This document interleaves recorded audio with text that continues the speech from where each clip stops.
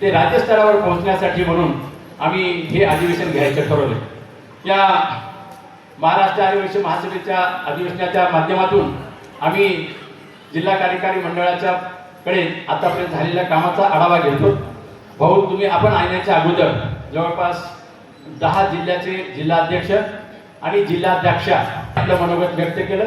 त्यांनी केलेल्या कार्याचा आढावा दिला आणि पुढे काय काम करणार ते मी सांगितलं. म्हणजे एका जिल्ह्याला दुसऱ्या जिल्ह्याची माहिती या संमेलनाच्या माध्यमातून होत आहे हे आमचं यश समजतो. त्यानंतर आपल्या महाराष्ट्र आदिवासी महासभेच्या कामाचं नियोजन कशा पद्धतीने करायचं आणि जिल्हे असतील ते काही सूचना करतात, त्या सूचनाची अंमलबजावणी करण्याचा प्रयत्न महाराष्ट्र आदिवासी महासभा फारच गांभीर्याने घेते.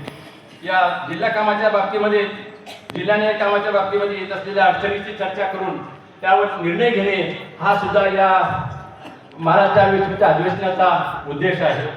आणि केलेल्या कामाचा आढावा देणे आणि घेणे, त्यासोबत नवीन योजनेबद्दल माहिती देणे आणि घेणे हा महत्त्वाची जी बाब आहे हे आम्ही आमच्या या अधिवेशनाच्या माध्यमातून घेत असतो.